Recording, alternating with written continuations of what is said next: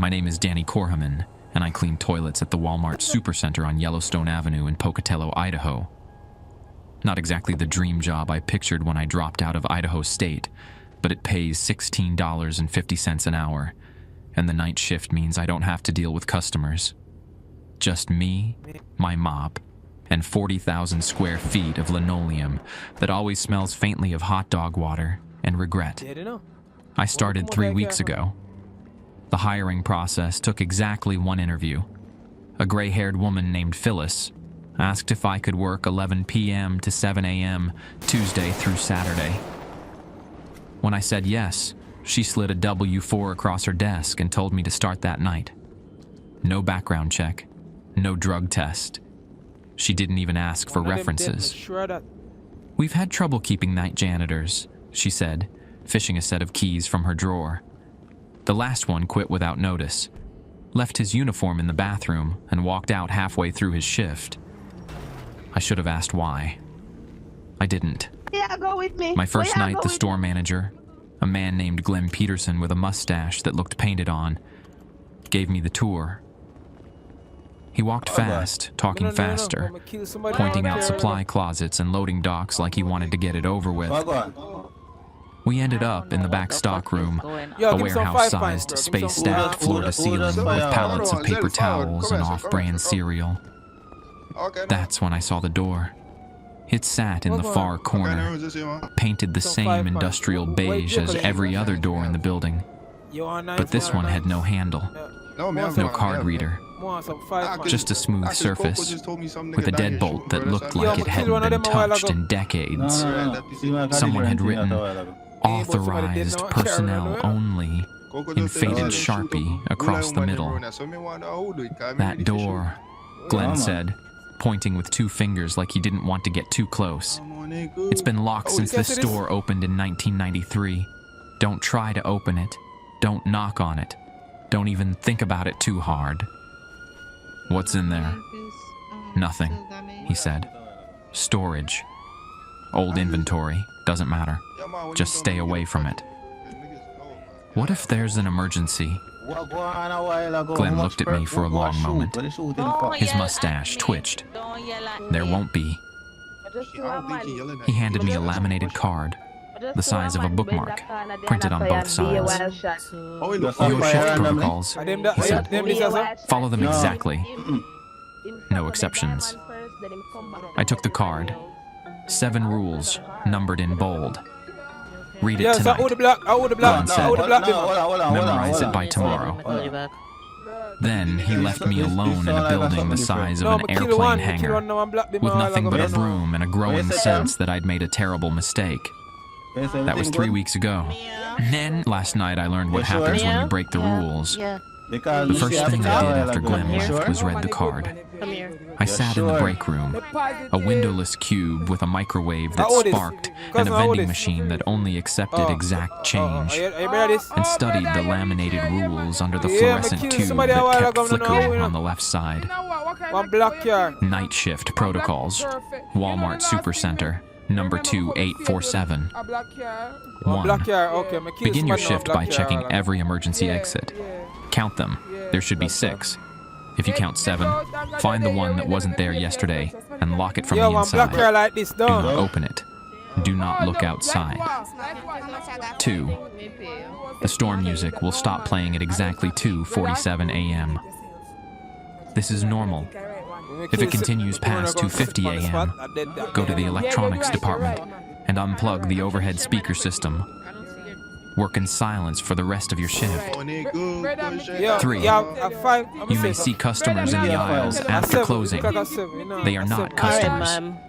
Do not make eye contact. Do not offer assistance. Continue your work. 4. The stockroom door in the back will remain locked at all times. If you hear knocking, ignore it. If the knocking exceeds 3 sequences, leave the stockroom immediately and wait in the break room until 4 a.m. 5. At 3:33 a.m., the loading dock door will open on its own. This is part of the automated delivery system. It will close after 7 minutes. If you are in the receiving area during this time, stand facing the wall until you hear it close. 6. Do not enter the garden center between 12 a.m. and 5 a.m. The automatic doors are disabled during these hours for maintenance. 7. If you see another employee in the store, verify their name badge matches the night shift roster posted in the office. There are only 2 names on that roster, yours and Gwen Peterson's. I read them 3 times. None of it made sense. Automated delivery system at 3:33 a.m. Walmart deliveries came during the day. I'd seen the trucks parked out front when I drove past on my way to the grocery store on Pocatello Creek Road. In what kind of emergency exit just appears? I folded the card and shoved it in my pocket. Back up now. Probably just hazing the new guy, I muttered. Make the rookie paranoid. See if he quits like the last one. I grabbed my cleaning cart from the supply closet and started with the bathrooms. Men's room first. Someone had missed the urinal entirely and hit the wall, and there was a diaper shoved behind the toilet in the far stall. I scrubbed the ground with the pine-scented stuff that made my eyes water, then moved to the women's restroom, which somehow smelled worse. By 1 a.m., I'd finished the bathrooms and started on the main floor. The store felt different at night. During the day, it was chaos. Screaming kids, teenagers loitering by the video games, old women blocking entire aisles with their carts while they compared prices on canned corn. Now, it was just empty. The overhead lights buzzed. My footsteps echoed. The entire place had this weird feeling, like walking through a museum after hours. I mopped the front end first, working my way backward through grocery. The music played overhead, the same loop of soft rock and 80s pop that played during the day. Don't Stop Believin' faded into Africa by Toto. I checked my watch. 2:35 a.m. At 2:47 a.m., the music stopped. I paused, mop in hand, waiting. The silence pressed down like something physical. I could hear the hum of the refrigerators in the dairy section, the buzz of the lights, my own breathing. 2:48 a.m. Still quiet. 2:49 a.m. I started walking toward electronics, pushing my cart. The wheels squeaked. I should have oiled them. At 2:50 a.m., the music started again. The same song, Africa, right where it had left off. I stopped. The card in my pocket felt heavier. I pulled it out and read Rule 2 again. If it continues past 2:50 a.m., go to the electronics department and unplug the overhead speaker system. I looked up at the ceiling. The speakers were mounted every 20 feet. Black domes with small red lights. I never noticed the lights before. They pulsed in rhythm with the music.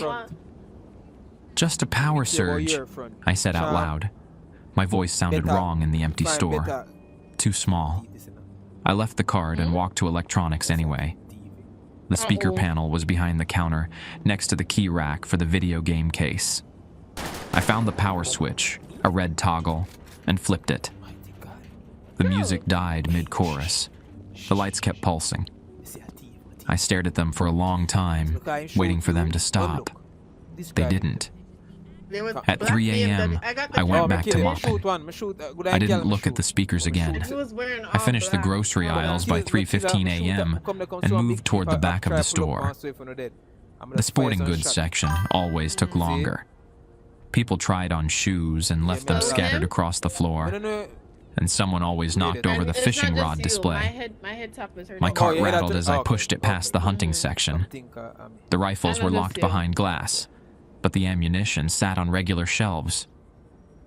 Boxes of .308 Winchester and 12-gauge shells stacked next to camp stoves and propane tanks. Very Idaho. Very Pocatello. I was reaching for a granola bar wrapper on the floor when I heard footsteps. Not mine, someone else's. The sound came from the main aisle, the wide thoroughfare that ran from the front doors to the back. Soft shoes on linoleum. Getting closer. I straightened up and looked. A woman stood about 30 feet away, facing the camping gear. She wore jeans and a gray ISU hoodie. Idaho State University, the school I dropped out of 6 months ago. Her back was to me. She didn't move. The store had been closed for 4 hours. The doors were locked. I'd checked them myself during my initial walkthrough.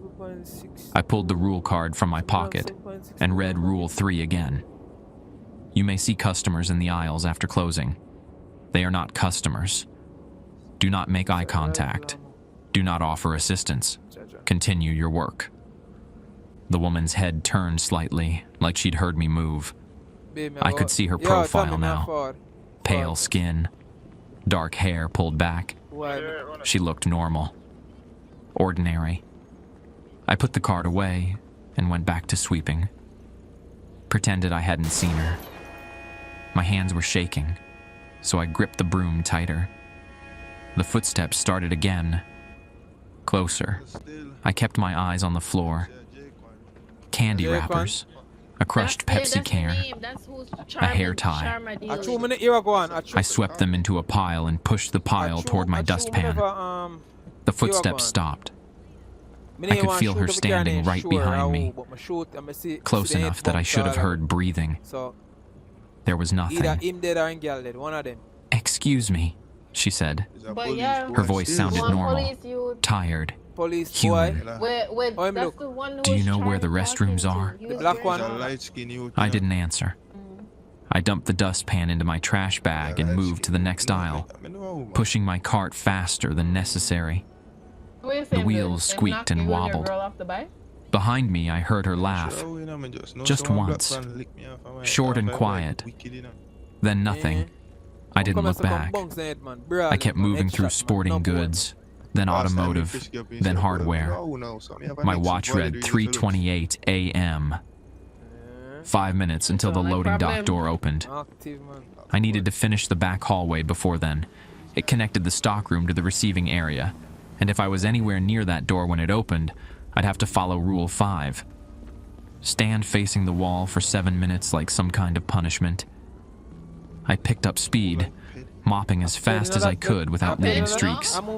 The hallway smelled like cardboard and motor oil. Security cameras dotted the ceiling every 10 feet, their red recording lights steady and bright. I wondered if anyone actually watched the footage. Glenn, probably, sitting in his office at home, making sure I followed the rules. At 3:32 a.m., I finished the hallway and started back toward the main floor. That's when I heard the metal screech. The loading dock door was opening early. I turned and saw it through the window in the receiving area door. A massive rolling door, the kind that needed a motor and chain system to lift. It was rising on its own, smooth and steady, revealing the dark parking lot beyond. 3:33 a.m. The door stopped at full height. Cold air poured in from outside. I could see the employee parking spaces, empty except for my 2008 Ford Focus parked under the one working streetlight. Beyond that, just darkness and the silhouette of the Port Neff River Valley against the sky. I stood in the hallway watching through the window. 7 minutes. That's what the rule said. The door would close after 7 minutes. But I wasn't in the receiving area. I was outside it. The rule said, if you are in the receiving area during this time, stand facing the wall. I could just leave, walk back to the sales floor and finish mopping. But something made me stay. Through the window, I watched the empty loading dock. Pallets stacked against the far wall. The forklift parked in the corner, its keys hanging from the ignition. The concrete floor stained with oil and ancient spills. And then I saw movement. Someone walked into view from outside. They stepped through the open door and into the receiving area, moving with the kind of confidence that comes from knowing exactly where you're going. They wore a Walmart vest, dark pants, a name badge I couldn't read from this distance, but I could see their face. It was me, Same So tell me build, we need to find him. same haircut, same walking pace. The other me Exactly. crossed the receiving area and stopped in front of the stockroom door. The locked one Glenn had warned me about on my first night. The one I was supposed to ignore. The other me reached into their pocket and pulled out a key. My legs went numb. I pressed closer to the window, watching. The other me unlocked the stockroom door. It swung open with no resistance, revealing darkness beyond. They stepped inside and closed it behind them. The lock clicked. I stood there, staring, waiting for something else to happen. The loading dock door began to lower. The motor whined as the chain pulled it down inch by inch until it sealed against the concrete floor with a heavy thud. 3:40 a.m., 7 minutes. I pulled out my phone and called Glenn. It rang 4 times before he answered. What? His voice was thick with sleep and irritation. There's someone in the store, I said. I saw them go into the stockroom. The locked one. Silence on the other end. Then, where are you right now? Hallway outside receiving. Did you go inside? Did you look through the loading dock door? No, I watched through the window. I saw. Go to the break room, Glenn said. Right now. Don't go near the stock room. Don't go near the loading dock. Stay in the break room until your shift ends. But someone's in there. No, I heard somebody shooting. I saw them unlock the door with a key. They looked like Danny. His voice dropped lower. How many names are on the night shift roster? I blinked. 2, mine and yours. Are you in the store right now? Yes. Then who did you see? I didn't have an answer. Go to the break room, Glenn repeated. Lock the door. Don't come out until 7 a.m. I'll be there when you finish your shift. He hung up. I stood in the hallway, phone still pressed to my ear, staring at the receiving area door. My reflection stared back from the window glass. Same face, same uniform, same name badge pinned to my chest. The overhead lights flickered once, then steadied. I went to the break room. I locked the door. I didn't come out until dawn. If you like the stories, please hype the videos from a button like this just above the comment section. It helps the videos to get more reach and perform well. It would take just a few seconds and cost nothing, but would help the channel grow even faster. Thank you. I sat in the break room until 6:45 a.m., watching the digital clock on the microwave count down the minutes. My shift ended at 7.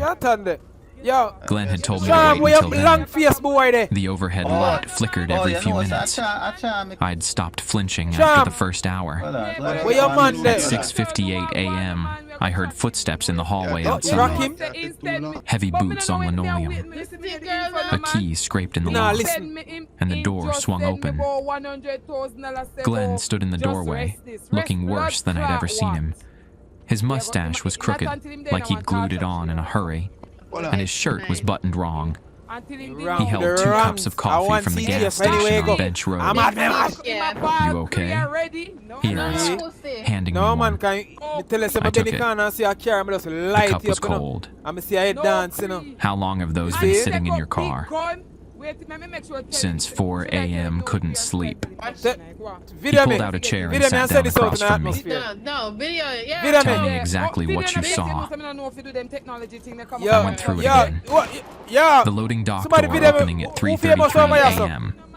The person walking in from outside. How they'd unlocked the stockroom door and gone inside. And they looked like you, Glenn said. Not a question. Yeah. He rubbed his face with both hands. Did you check the emergency exits tonight? What? Yeah, man. Go live there. Rule 1? Did you count them? I hadn't. I'd read the rules, but figured most of them were nonsense. No. Glenn stood up. Come on. He led me out of the break room and through the store. Early morning light filtered through the front windows. The parking lot was empty except for Glenn's truck, a gray Chevy Silverado with a Boise State bumper sticker, and my Focus. We walked to the back corner near the garden center. 6 emergency exits spread throughout the store. Glenn counted them out loud as we passed each one. 1, 2, 3, 4, Looking at my 5, rifle, them. 6. At this I come take your life, He yeah? stopped. You There violate was my a 7th woman, door. dog. A It dead sat boy. between sporting goods and I'm a automotive, sister. in a Oh, section God, of wall man. that should have been Hide. solid. All if you go I up walked on your past mama. this area every night. Up the charm I go. There was never a door there. See? Just I'm a drywall rifle. painted beige with a Believe poster me. for Black and Decker See? power tools. Yeah. So The better poster was hide. gone. When name? Garfield. In its place, Garfield. a metal Jack fire one. door with a push bar and a Yeah. small window at eye level. Why the name they That always like wasn't each other, here bro? yesterday, I said. Glenn pulled out his key ring. Hide, we He coming. had at least 20 keys on it and found the one he needed. He locked the door from the inside, sliding a deadbolt into So they place shoot with a you run heavy off the neck, click. girl. Don't open it, he said. That passer. Don't look that bitter. outside. What's out there? Nothing you want to see. One sea salt. He pocketed his keys. How long have you been working here? 3 weeks. Where you find somebody The with guy more yummy before than you baby? lasted 2 months. Guy Okay, before babe, him made you it don't 6 have to say weeks. Oh, alright. Most No, people we'll find quit a after yummy. the first Sorry. week. No, but you Glenn so walked toward lucky the that front you of the have a good store movie. and I This is the followed. man of our fiancé, she give You her know a why? front to next The man. rules? Like, The nobody rules is keep you realizing safe. Wait, you mean? People the girl who don't went there follow with. them. this. Yes, the girl with my He trailed cheap off. charm with. She Let have me a show you something. fiancé. She's We went to fucking the both of office, them. a cramped room behind customer service with a desk, a filing cabinet, and a monitor showing security camera feeds. Yo, Glenn unlocked the filing cabinet and pulled out a manila folder. That's my homie. Employment records, he said, flipping it open. them send me You a better Night love shift baby. janitors, You better love 1993 baby, you to have a good present. wife. He spread the files across the desk, dozens of them. No, be my dad. Names I didn't recognize, photocopies of driver's licenses, No, W-4 up the forms, road. start Okay, let's dates, go on up the and road, end I'm blocked. dates. But some of them had no end dates, just start dates and a red Him no stamp. good. Me alone we Missing. take. Me alone we take him down. Travis Really. Millwood, started March 1995, missing. Glenn pointed to another file. Rebecca No way. Orozco, started August No way he's doing 1998, that, but I bet missing. a female Aaron wait him Whitlock, now. started January 2003, missing. I counted 12 files with the red Say that in the stamp. front. I'll be that killer. What happened to them? Same thing that almost happened to you tonight. Glenn closed the folder. They saw things, heard things, broke the rules. And then one night, they just weren't there anymore. Their cars were still in the parking lot. Their uniforms were still in their lockers. But they were gone. It's been last man. Did anyone call the police? Of course. Police filed reports. Families filed missing persons. Nothing ever came of it. He leaned against the desk. You want to know what I think? I nodded. I think this store is built on something. Something that was here before the parking lot, before the foundation, before any of this. Glenn gestured at the walls. There used to be a rail yard here, back in the 30s. Yo, one day I grow, one day I grow, one day I Pacific. grow, one day I grow. They moved freight through Pocatello to Boise, Salt Lake, everywhere. One winter, 1935, I think, a boxcar went missing. Just vanished off the tracks during a night shift. They found it 3 days later, sitting in the exact same spot. But everyone inside was gone. 6 workers. Never found. That's Police just a come here, story. Tony, and find them, you know, them better not come over here, you know. Maybe. Oh, But you know what they built the Walmart on top of? yo, I wanted that more. Yo, what up? Glenn pulled out another paper, Yeah, a what up? Xeroxed UMP? map of Pocatello from 1934. He pointed to a section labeled Switching Yeah, more than Yard, already, there's so much Track going 7. Already. Right there, same spot. I What stared I at the use? map. The rail yard covered 4 city blocks. The Walmart sat on the southern edge, right where Track 7 would have been. People don't just disappear, I said. Mini AK-47. You saw yourself tonight. Walked Walked in through the loading dock and went into that locked room. Glenn's voice was quiet now. Careful. How do you explain that? Oh, you're I couldn't. He put the files away and locked the cabinet. Here's what you need to understand. The rules aren't random. They're not hazing. They're instructions for surviving something that's been here since before this building existed. Something that wants to, I don't know, replace people, swap them, trap them. That's insane. Then quit, Glenn said. Walk out right now. Go home. Find a new job. I'll mail you your last paycheck. Jesus, I thought about it. Watch it. Minimum wage at taco time. Grocery bagger at Albertsons. My apartment on North Main cost $650 Yo, come in a on. month. What we are doing? Yeah, so we are And I turn was up this already and 2 talk, or weeks we are gonna make behind you on walk. What we are rent. doing? I need the money, I said finally. Glenn nodded like he'd expected that answer. Then you follow the rules. Every single one. No exceptions. And if you see yourself again, if you see anyone who shouldn't be here, you don't engage. You don't talk to them. You finish your shift, and you leave. What about the stockroom door? What about it? Why is it locked? What's inside? Glenn looked at me for a long moment. His mustache twitched. Storage. Old inventory. Things that need to stay put. Same answer as before. Still didn't believe him. I'm going home, Glenn said, standing up. Your shift's over. Go get some sleep. Come back tonight and do your job. Check the exits. Count them. If there's a 7th door, lock it. If the music doesn't stop at 2:47, unplug the speakers. If you see customers, ignore them. If the loading dock opens, stay away. He walked to the door, then stopped. And Danny? If you hear anything coming from that stockroom, anything at all, you call me immediately. Don't investigate. Don't try to be a hero. Just call. He left. I stood in the office, staring at the security monitors. 12 screens showing 12 different angles of the store. Empty aisles, fluorescent lights, rows of products that would be restocked and sold and restocked again forever. On screen 4, the one showing the receiving area, I saw something move. Just for a second. A shadow crossing the loading dock. I leaned closer. The shadow was gone. Nothing but pallets, and the forklift, and the locked stockroom door. My phone buzzed. Text from Glenn. Go home. I grabbed my jacket and left. Outside, the parking lot was starting to fill with early morning shoppers. An old man pushed a cart full of gardening supplies toward a Buick. A woman loaded groceries into a minivan with a soccer mom sticker on the bumper. Normal people doing normal things. I got in my Focus and sat there watching the store through the windshield. The building looked ordinary. Blue and white paint. Yellow smiley face logo. A banner across the entrance advertising a sale on patio furniture. But I knew what was inside now. I drove home to my apartment on North Main. Took a shower. Ate leftover pizza. Tried to sleep. No, you said no. You At 2 p.m., said, I gave up and opened my laptop.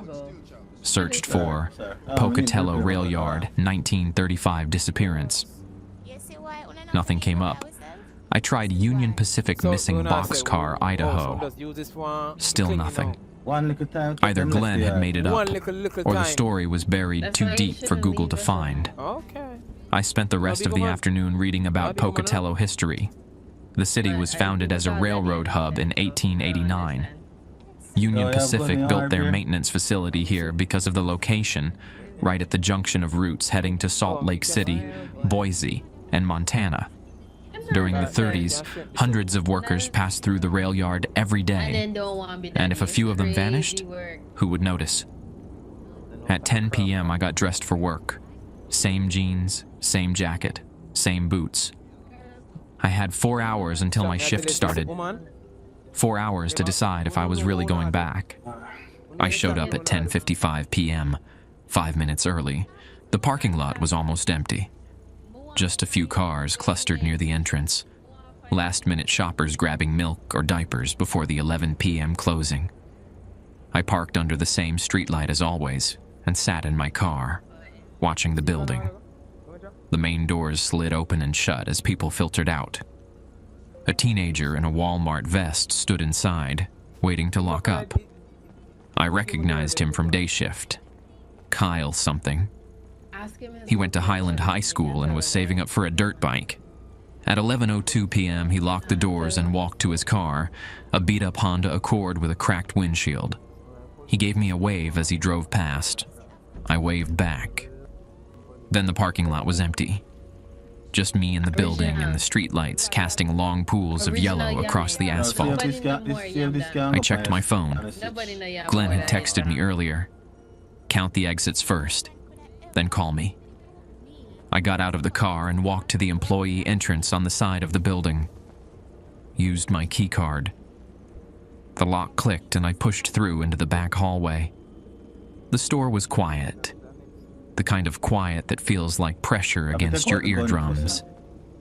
I could hear the refrigerators humming in the dairy section, the buzz of the overhead lights, the distant hum of the HVAC system pushing cold air through the vents. I grabbed my cleaning cart from the supply closet and started with Rule 1. 6 emergency exits. I needed to count them. I walked the perimeter of the store, checking each door. Front entrance, 1. Side exit near pharmacy, 2. Garden center, 3. Back corner by automotive, 4. Loading dock area, 5. Receiving hallway, 6. I stood in the back hallway, staring at the wall between sporting goods and automotive. The 7th door was still there. Same metal fire door, same push bar, same small window. I pulled out my keys. Glenn had given me a copy of the master set this morning and locked it from the inside. The deadbolt slid into place with a solid thunk. Behind the window, I could see darkness. Not the parking lot, not the street lights, just black, like someone had painted the glass from the other side. I pressed my face closer to the window, cupping my hands around my eyes to block the glare from the overhead lights. The darkness moved. I stepped back, pulled out my phone and called Glenn. He answered on the first ring. "You locked it?" "Yeah." "Good. Don't open it. Don't look through the window." "I already did." Silence on the other end. Everybody adjust up and get down. Then, what did you see? That's what I'm saying. Let me change Nothing. my car. I'm having a war outfit. Just dark. But it moved. "Danny, listen to me very carefully." Glenn's voice was steady but tight. "That door doesn't lead outside. It leads somewhere else. Somewhere that wants you to open it. Don't. Where does it go?" "I don't know. I've never opened it. Nobody has. At least, nobody who came back to tell me about it." He paused. "You need to get away from that door right now and start your shift. Stick to the routine. Follow the rules." I backed away from the door, still watching the window. The darkness behind the glass was still, waiting. "I'm going," I said. "Call me if anything else happens." He hung up. I went back to the main floor and started mopping. The routine helped. Push the mop forward, pull it back, wring it out, repeat. I worked through the front end, then grocery, then pharmacy. At 1:30 a.m., I was passing the toy section when I saw the woman again. She stood in the Barbie aisle, back to me, wearing the same gray ISU hoodie, same jeans, same dark hair pulled into a ponytail. I kept mopping. Didn't look at her directly. Didn't say anything. She turned her head slightly, like she was listening for something. I'm sorry. Then she spoke. I'm sorry. Oh, "I'm lost," she said. Her voice sounded wrong this time. Flat, like she was reading from a script. "Can you help me find the exit?" I focused on the floor, a scuff mark near the end cap, a piece of plastic from a toy package. I pushed my mop over them, gathering them into a small pile. Please, she said. I've been walking for hours. I can't find the door. Her footsteps started again, closer. I could see her reflection in the polished floor, distorted and warped. But there, she was right behind me now. Why won't you help me? She asked. Why won't you look at me? I abandoned my cart and walked toward the back of the store. Fast. Not quite running, but close. My shoes squeaked on the wet floor. Behind me, I heard her laugh again. That same short, quiet sound. Then nothing. I didn't stop until I reached the break room, locked myself inside, sat at the table and stared at the microwave clock. 1:47 a.m. 1 hour until the music stopped. 1 hour and 46 minutes until the loading dock opened. I pulled out the rule card and read it again, front to back. 7 rules. Glenn had said they kept me safe. But safe from what? That woman wasn't real. Couldn't be real. But she was here, walking the aisles, talking, laughing. At 2:35 a.m., I unlocked the break room door and went back to work. I had to finish mopping before the loading dock opened. Had to stay ahead of schedule. The store was empty again. No woman. No customers. Just me and 40,000 square feet of retail space that felt bigger at night, like the walls had stretched when I wasn't looking. I mopped faster. At 2:47 a.m., the music stopped. I counted in my head. 1 Mississippi, 2 Mississippi, 3 Mississippi. The silence lasted exactly 3 minutes. At 2:50 a.m., the music started again. Same song as last night. Africa by Toto, right where it had left off. I was already walking toward electronics when I noticed something different. The overhead speakers, the black domes with red lights, were dark. I'd unplugged the system last night, flipped the power switch behind the counter. But the music was playing anyway.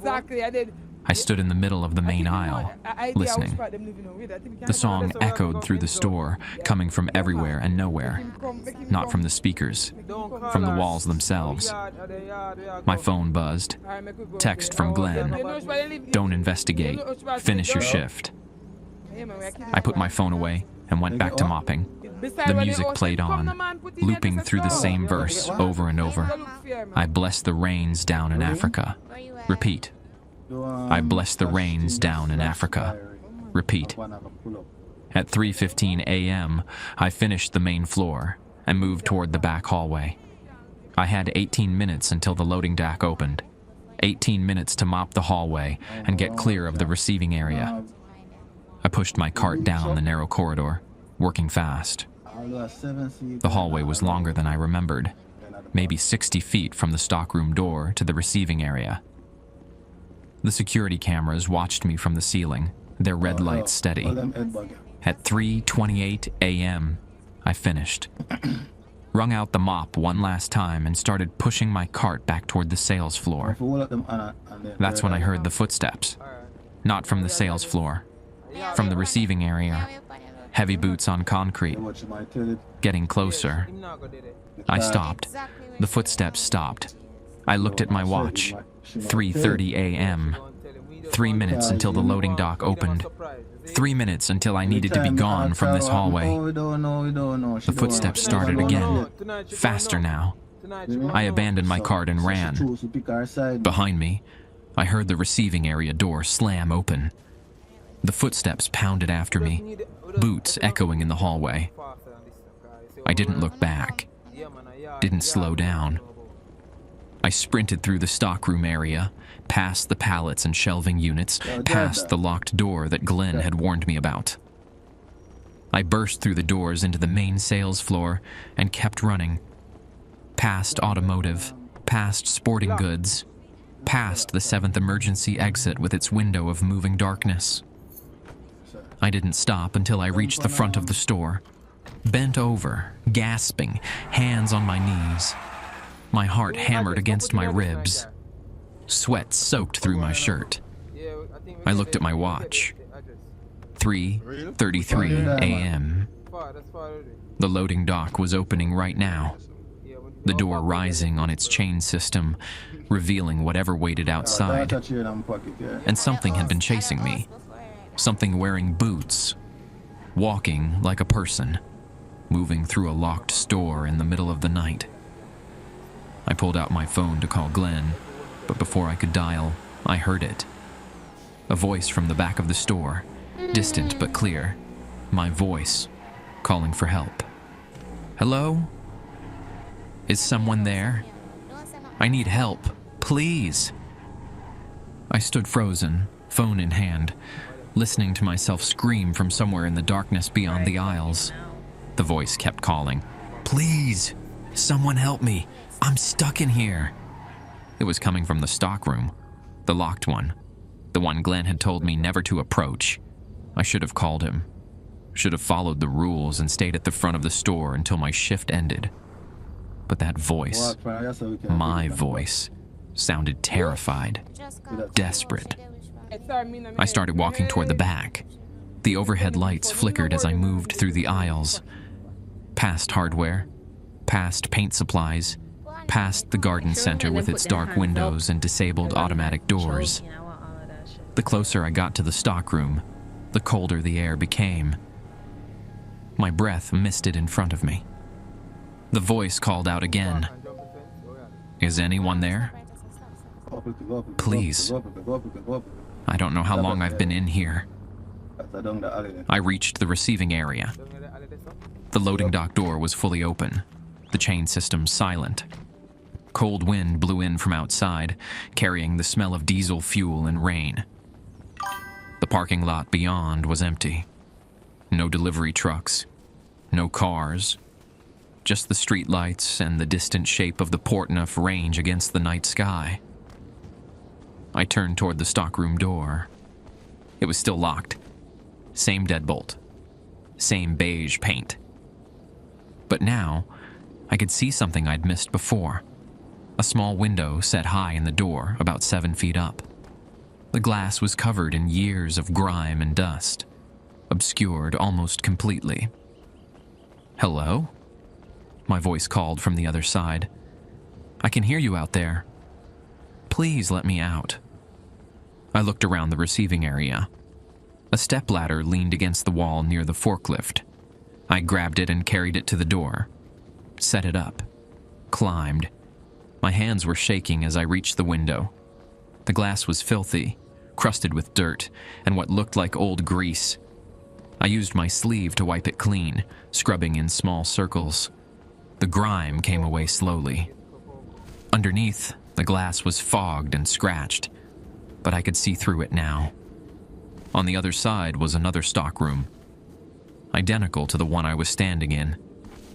Same pallets stacked against the walls. Same concrete floor with oil stains. Same fluorescent lights buzzing overhead. Even the forklift was in the same position, parked in the corner with its keys hanging from the ignition. And standing in the middle of that stockroom, staring at an identical door with an identical window, was me. Same Walmart vest, same jeans, same boots, same face. The other me was wiping the window clean from their side. We saw each other at the same time.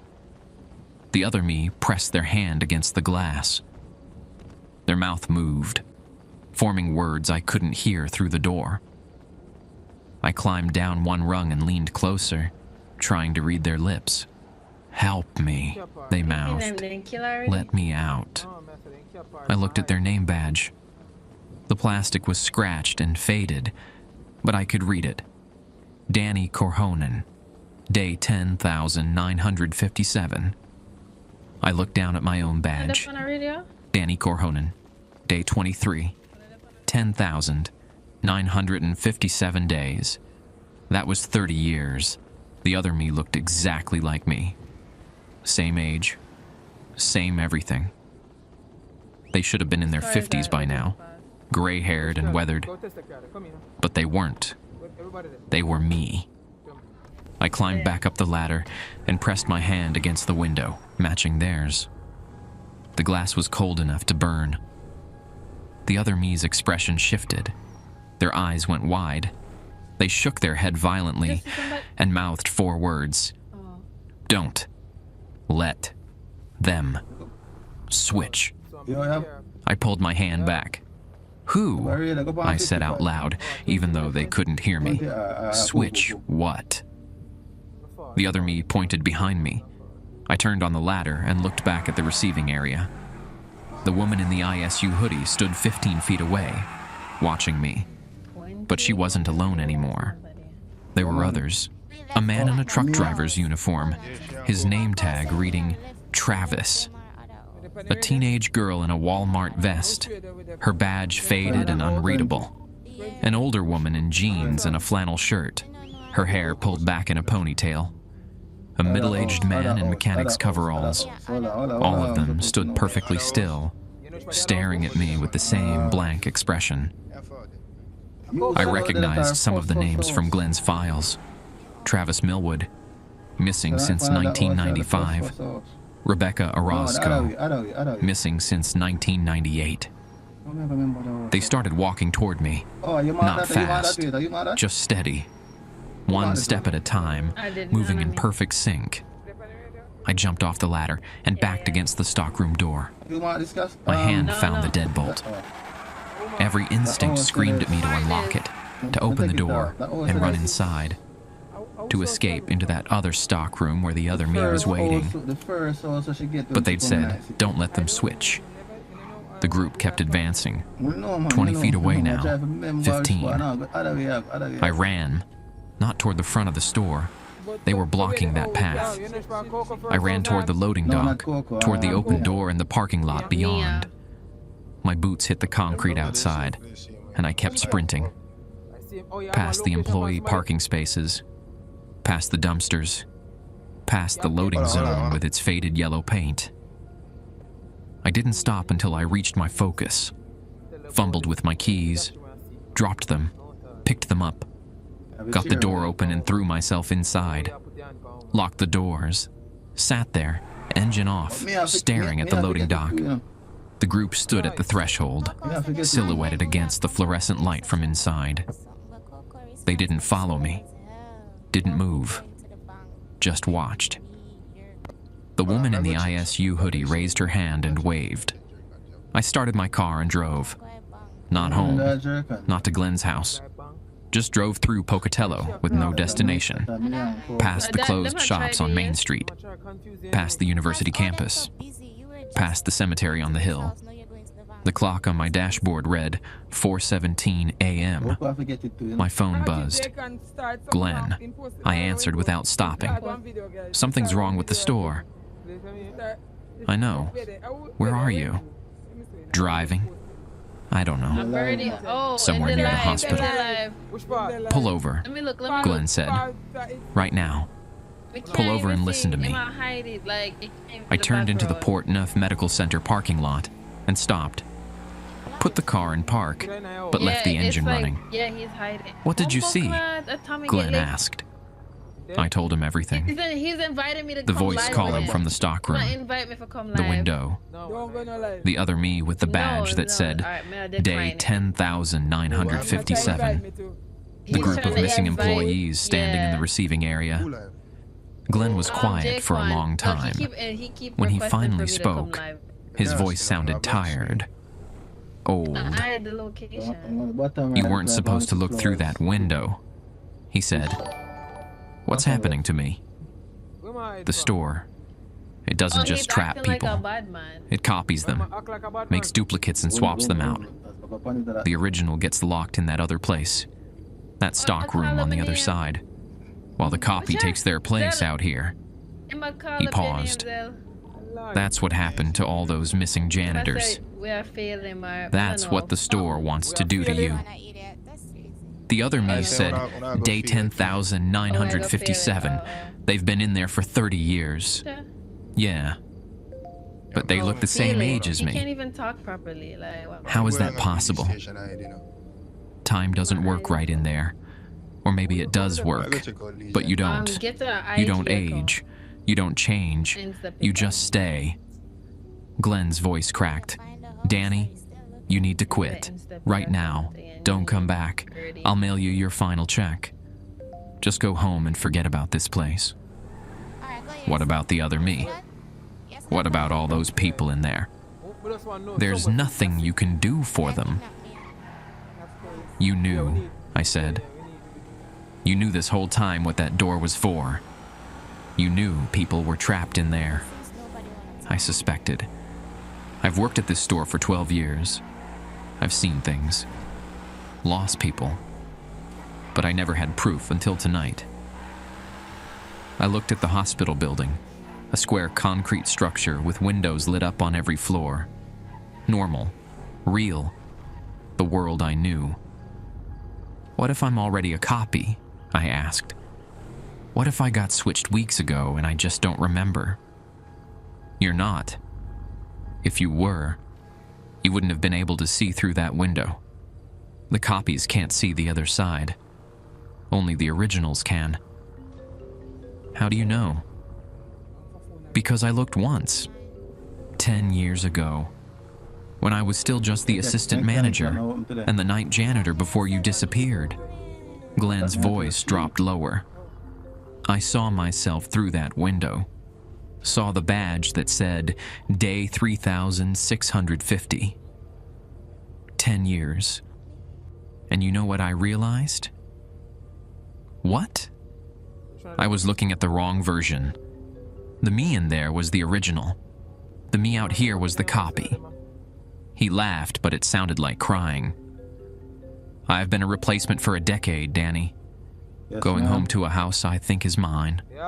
Sleeping in a bed I think I bought. Living a life that doesn't belong to me. And the real Glenn Peterson has been locked in that stockroom, waiting for someone to let him out. I sat in my car, watching my breath fog the windshield, trying to process what he was saying. Then why are you helping me? I asked. Why tell me the rules? Why warn me? Because maybe there's still a chance to stop it, to break the cycle. Glenn's voice steadied. That loading dock door, it opens at 3:33 a.m. every night. That's when the barrier is weakest. That's when the store makes the switch. If you can disrupt it somehow, maybe you can collapse the whole system. How? I don't know. But you're the first person to see through that window and walk away. That means something. My phone beeped. Low battery. The screen showed 15% remaining. I need to go, I said. My phone's dying. Danny, wait. I hung up, sat in the parking lot, watching the sky lighten to the east. Dawn was coming. My shift was supposed to end at 7 a.m. I'd been gone for almost 3 hours. I pulled out my wallet and found my employee ID card, flipped it over. On the back, in small print, was a date. Hire date, September 14th, 2025. 3 weeks ago. I checked my phone calendar. Today was October 5th, 2025. 23 days. My badge had said day 23. The math added up. I was still the original. But for how long? I went home and tried to sleep. Couldn't. My apartment on North Main looked different now. The furniture I'd bought from the secondhand store on Yellowstone. The posters on the wall. Bands I liked. Movies I'd seen. The jacket hanging on the back of my door. Were these things really mine? Or had some copy been living here, wearing my clothes, sleeping in my bed, pretending to be me? I checked my phone, scrolled through my text messages, conversations with my sister in Twin Falls, my ex-girlfriend asking about the deposit on our old apartment, my mom reminding me about Thanksgiving next month. All from the past 3 weeks, nothing earlier. I opened my photo gallery. The oldest picture was dated September 12th, 2 days before I started at Walmart. It showed my apartment, empty boxes stacked in the corner. Moving day. I scrolled further back. Nothing. The gallery ended there. That wasn't right. I'd had this phone for 2 years. There should have been hundreds of photos, Me like birthday that, parties, honestly. camping trips to I was craters of the kinda moon, iffy at pictures of first, my you know, ex, with Diamond, screenshots of stupid memes. All gone. I went to my email. Same thing. The oldest message was from September but I hate 10th, that. a confirmation email for my Walmart job application. I searched my apartment, looked through drawers, closets, boxes I hadn't unpacked yet, found my wallet and pulled out my driver's license. Issue date, September 1st, 2025. 1 month ago. I'd been living in Pocatello for 6 years. Went to high school at Highland. Started at Idaho State in 2019. Dropped out last spring. Got this apartment in July. But according to my license, according to my phone, Jerk on jump. according to every physical record I could find, I'd Yeah, only man, that existed one since funny. September. My hands started shaking. I sat on the couch and stared at the wall, trying to remember something, anything from before September. My first day at Highland, my 16th birthday, You really buy him? learning to drive, my dad teaching me to fish at Scout Mountain. The memories were there. I could see them, Oh, that. but they felt distant, flat, like watching a movie instead of remembering something I'd lived through. I grabbed my phone and called my sister. She answered after 4 rings. Good evening. Hi, Danny, hello. You guys it's are 7 in old the and morning. dark. What's wrong? When did I move to Pocatello? Oh, for this. Let me count. What? That looks like my Who's beautiful this? Just tell me. sister. When did I move here? That is. She was quiet for a moment. Hi, sis. You've always lived there. You went to Highland, remember? You and Mom lived in that rental on Cottage Avenue after Dad died. When did Dad die? Danny, are you okay? Did something happen at work? Just answer the question. 2018. You know this. You were at the funeral. Her voice changed. Worried now. Are you using again? Did you relapse? I've never used drugs. Yes, you have. You went to rehab in Boise. Bye. That's why you dropped out of ISU. We talked about this. She paused. I'm coming over. Stay there. No, I'm fine. I didn't sleep well. Weird shift. No, when Guess you what's say going that, on? You're working nights now? we turn it. No, those Since turn me when? on. This was 3 going on. weeks. I mean, That's not good for you. Yeah. Remember what your counselor said turning me on about when you keeping a talk regular like that. schedule. What happened? You need... Sorry. I hung up, Don't. sat there, staring at my phone. My sister had just told me a version of my life I didn't remember. A father who died in 2018. A drug problem. Rehab in Boise. None of it felt real, but none of my actual memories felt real either. I opened my laptop and searched for my name. Danny Corhonen, Pocatello, Idaho. Found a Facebook page. My profile picture showed me standing outside the Walmart, wearing my vest, giving a thumbs up. Posted September 15th with the caption, "First day at the new job." The page showed 43 friends. I clicked through them. Recognized some names from high school. My sister, my mom, people I thought I knew. But all the photos, all the posts, all the comments, nothing older than September.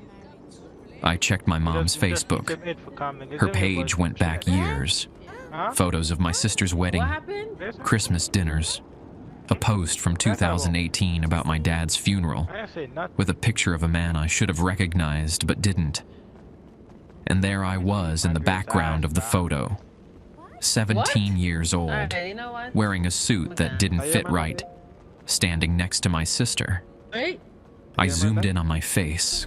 Oh, that's my The friend. kid in that photo looked exactly like me. Same eyes, same mouth, same scar on my chin from falling off my bike when I was 12. But I couldn't remember that funeral. Couldn't remember my dad. Couldn't remember being 17. The memories were there, but they weren't mine. Yeah, Someone knocked on my door. I closed the laptop and looked through the people. My sister stood in the hallway, holding a bag from Skipper's, a breakfast burrito place on Arthur Avenue. She looked exactly how I remembered her. Dark hair, small nose, the scar on her forehead from when she hit her head on a swing set when we were kids. I opened the door. "You look terrible," she said, walking past me into the apartment. She set the bag on the counter and started pulling out food. "When's the last time you ate?" Did you have clothes? "I don't know." Yeah, I do. You're scaring me, Danny. Drop me off for the- What's going on? Touch you. I sat at the kitchen table. She brought over 2 breakfast burritos and 2 coffees. "Tell me about Dad," I said. She stopped unwrapping her burrito. "Why?" I I want to hear you talk about him. "Danny, Oh, you're going somewhere? please." Go for it. She took a breath and sat down across from me. "He died of a heart attack, July 2018. He was working on the transmission in his truck and it just Tummy. happened. Mom found him in the garage. She picked at her food. You took it really hard. Started drinking. Then other stuff. That's when you dropped out of school." "What was his name?" "Robert. You know that."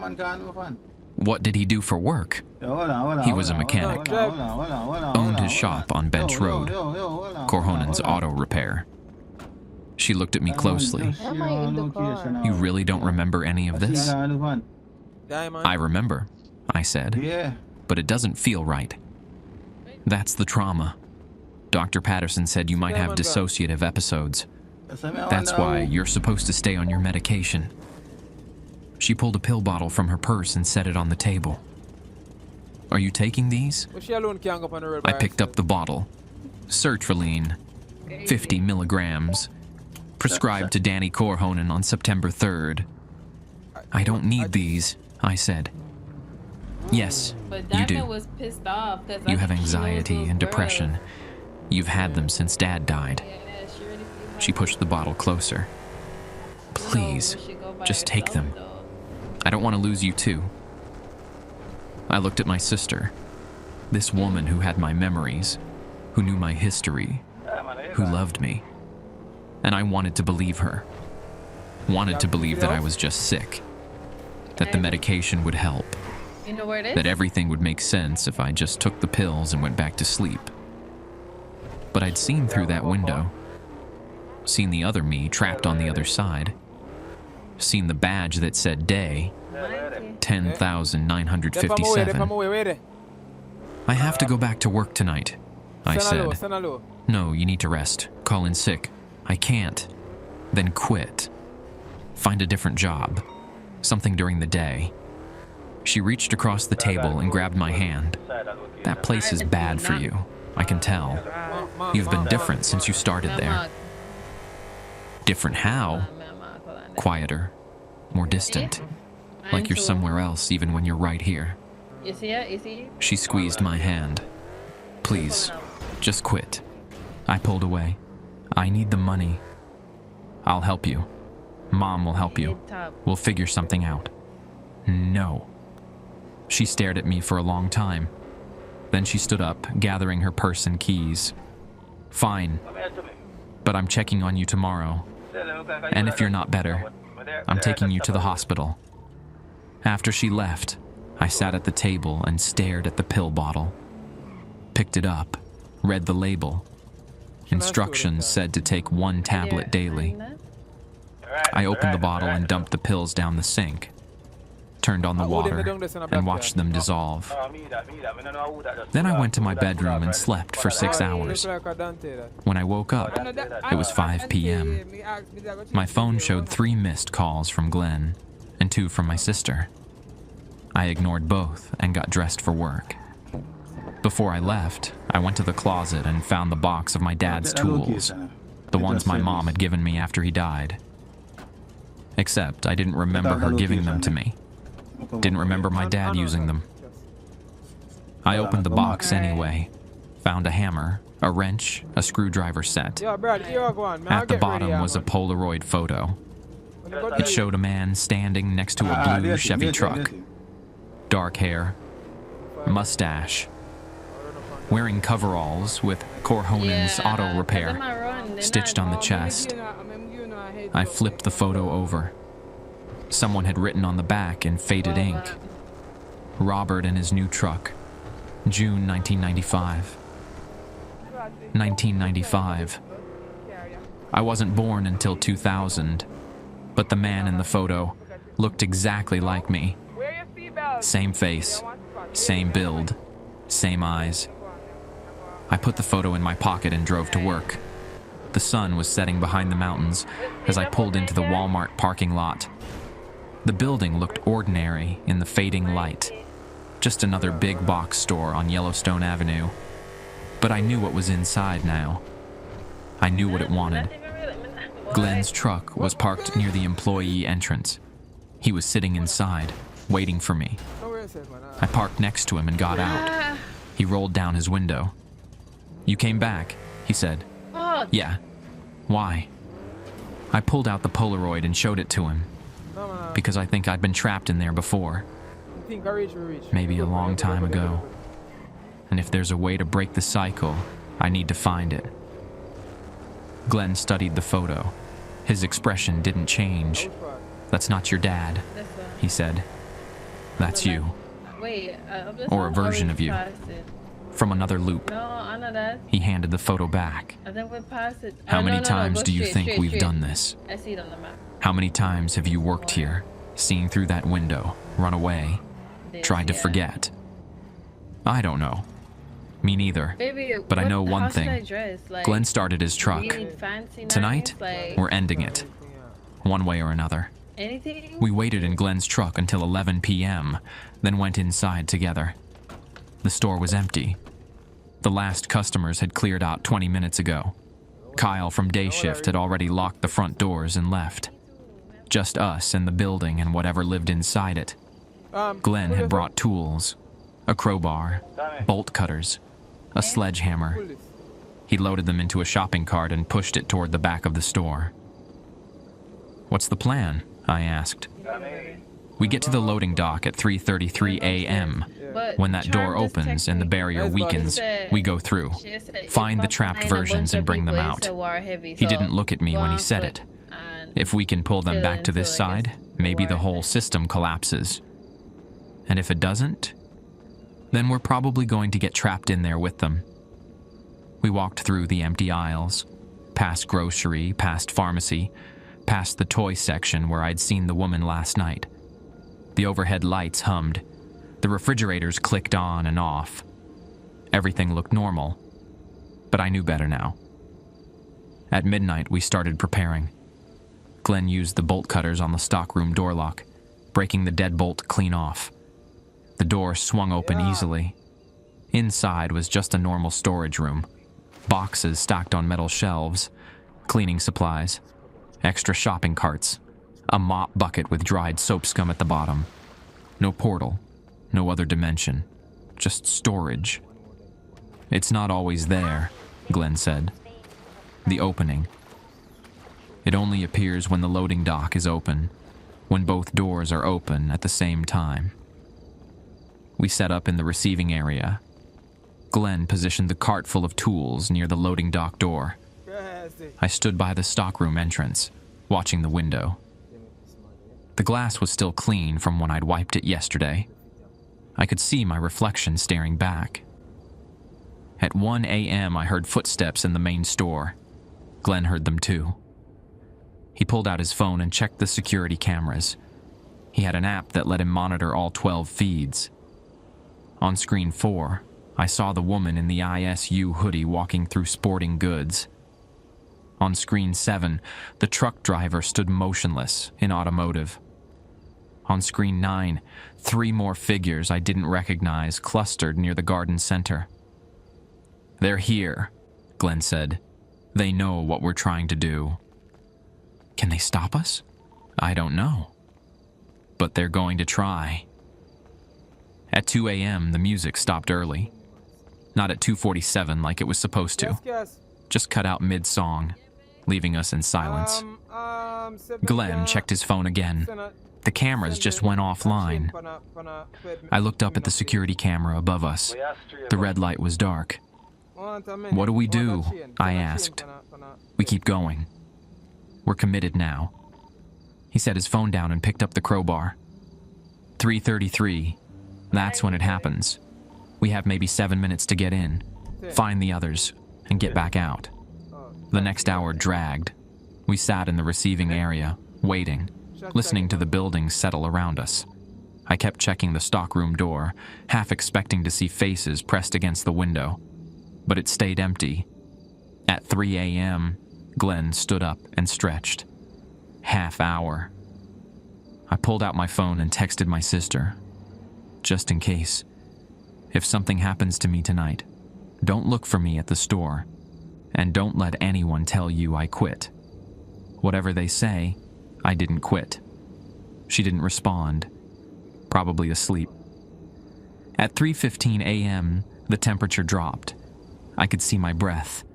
The overhead lights dimmed, flickering once before stabilizing at half brightness.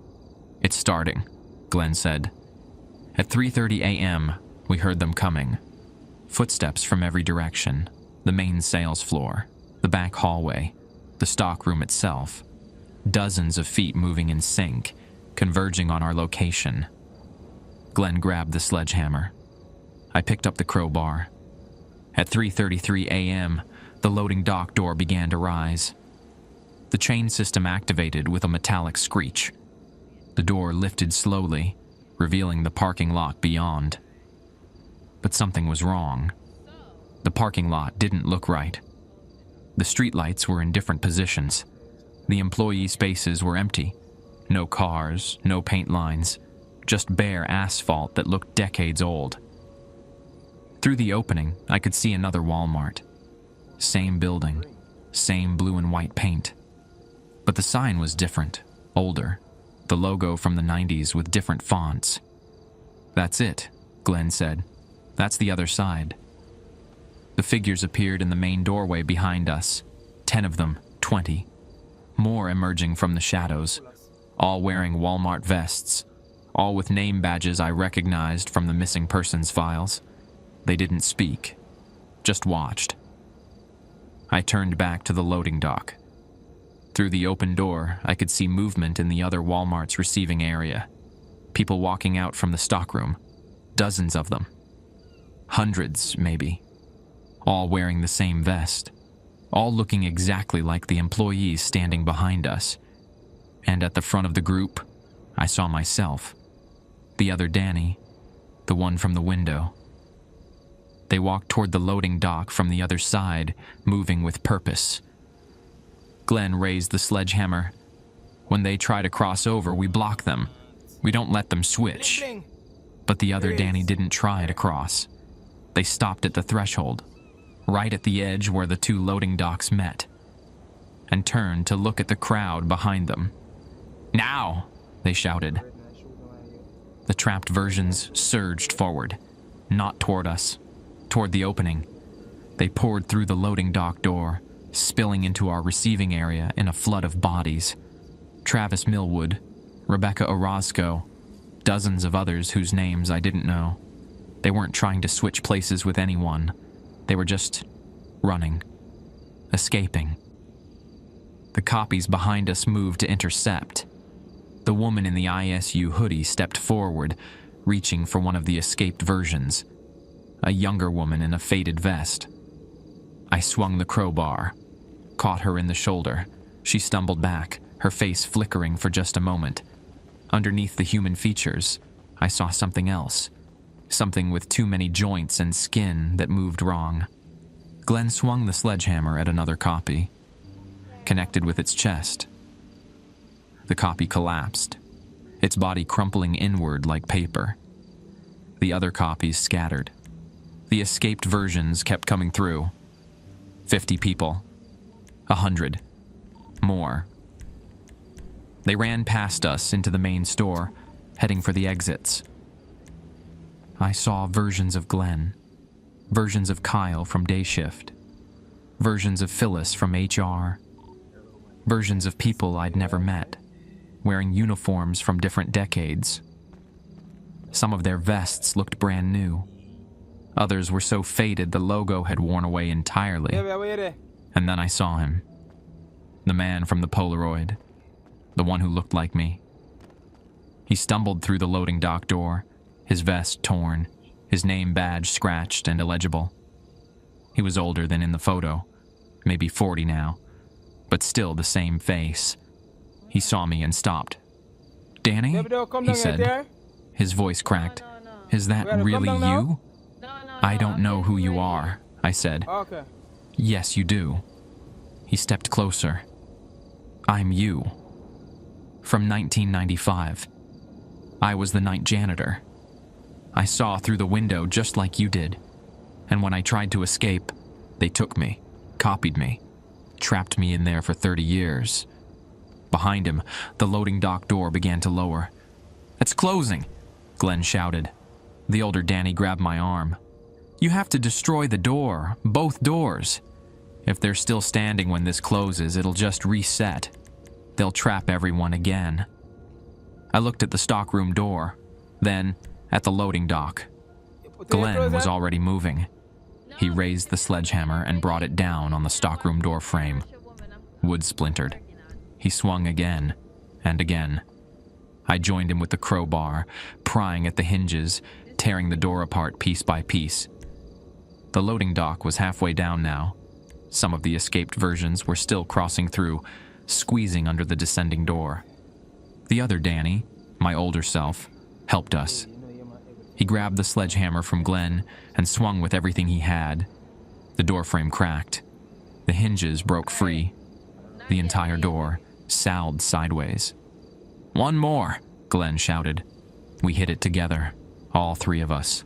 The door exploded inward, revealing the darkness beyond. And the darkness screamed. Not a human sound. Something older. Something that had been feeding on trapped people for decades. The darkness surged toward us, reaching with appendages I couldn't fully see. The loading dock door hit the concrete floor, sealed. The darkness recoiled. Without the opening, without the barrier between dimensions, it had nowhere to go. It twisted back on itself, collapsing inward, folding into shapes that hurt to look at. And then it was gone. The stockroom was just a stockroom again. Empty shelves, mop buckets, boxes of paper towels. The escaped versions had scattered throughout the store. I could hear them in the aisles, moving toward the exits, toward freedom.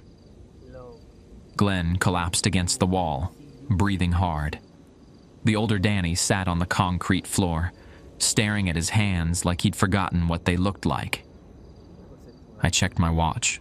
3:41 a.m. We'd done it, or at least I thought we had. I left the store at 4 a.m. Didn't wait for my shift to end. Didn't clock out. Just walked to my focus and drove home through empty streets. Glenn stayed behind to deal with the aftermath. The escaped versions had scattered into Pocatello. Hundreds of people who'd been trapped for years, decades, some of them since the store opened in 1993. We'd freed them. That's what mattered. I kept telling myself that as I drove down Yellowstone Avenue, past the darkened shops and closed gas stations, we'd won. We'd collapsed the pocket dimension, destroyed the doors. No one else would get trapped. The older Danny, the version of me from 1995, had disappeared into the night with the others. I'd wanted to talk to him more, ask him questions, understand how he'd survived 30 years in that place. But he'd just shaken my hand and walked away, heading toward the mountains like he had somewhere to be. I pulled into my apartment complex at 4:23 a.m. The parking lot was mostly empty. My spot, number 47, was occupied by my Ford Focus. Same year, same model, same dent in the rear bumper from when I'd backed into a cart corral at Albertsons. I parked in the visitor section and walked to my apartment. The lights were on inside. I could see them through the gap in the curtains. I used my key. The door was already unlocked. Inside, someone was cooking breakfast. I could smell eggs and coffee. The TV was on in the living room, playing the early morning news. I walked into the kitchen. A woman stood at the stove, her back to me. She wore my old Idaho State hoodie, the one I thought I'd lost months ago. Dark hair pulled into a messy bun. She turned when she heard me. When she come out, say surprise, surprise. Danny? No, that too gay. Honey, You have to you're give, early. Like real. She checked the clock on the microwave. Your shift doesn't end until 6. When I first I didn't recognize her, but she was looking at me like she knew me, like she'd known me for years. Who are you? I asked. Her expression shifted. Confused now. What kind of question is that? Are you feeling okay? I backed toward the door. This is my apartment. You need to leave. Our apartment, she said. We've lived here for 3 years. Danny, you're scaring me. Did something happen at work? I ran, out the door, down the stairs, to my car. I sat in the driver's seat, trying to breathe, trying to think. My phone buzzed. Text from the woman. Please come back inside. Let's talk about this. I didn't recognize the number, but it was saved in my contacts as Emily. I opened my wallet. Behind my license was a photo I'd never seen before. Me and the woman, Emily, standing in front of a Christmas tree. Both of us smiling. Both of us wearing matching ugly sweaters. I drove back to the Walmart. The parking lot was full of police cars now. Ambulances, news vans. Glenn stood near the entrance talking to a detective. He saw me and walked over. You need to see something, he said. He led me to the office, pulled out my employee file from the cabinet, opened it. My hire date showed September 14th, 1995. 30 years ago. Glenn flipped through the pages. Performance reviews from different managers. Photos clipped to evaluation forms. Every photo showed me in the same Walmart vest, the same age, standing in the same store. 2024, never aging, never changing. That's not possible, I said. I'm 25. According to this, you're 55. Glenn closed the file.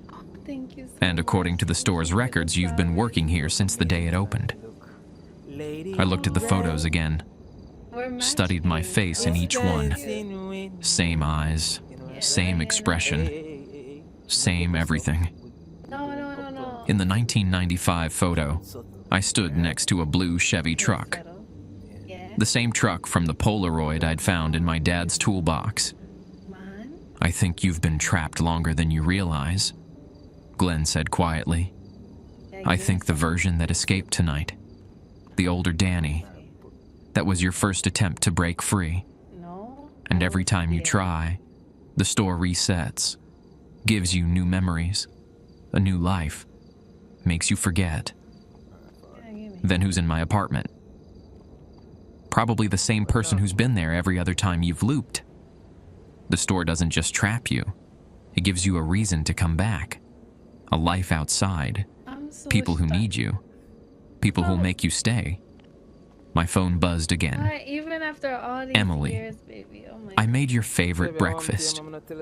Please come home. I stared at the message. Tried to remember what my favorite breakfast was. Couldn't. What do I do? I asked. Glenn put his hand on my shoulder. You leave. Right now. Get in your car and drive as far as you can. Don't come back to Pocatello. Don't come back to this store. Change your name if you have to. Just get out. I nodded. But as I walked to the parking lot, I saw the woman, Emily, standing next to my Focus. She held up my apartment keys, the ones I'd dropped when I ran. You forgot these, she called out. Come on, let's go home. You must be exhausted. She smiled, and I realized I couldn't remember the last time I'd slept anywhere but that apartment on North Main. Couldn't remember any home but the one waiting for me with her inside. Don't touch the door. Couldn't remember You don't touch anything the door, before alright? September. Before yesterday. Yeah. Before right now. There you go. Yeah, I heard Be myself quiet, I'll be say, your security. Go let's inside. go home. Make sure nobody know. You good? Baby, you turning me on. I'm not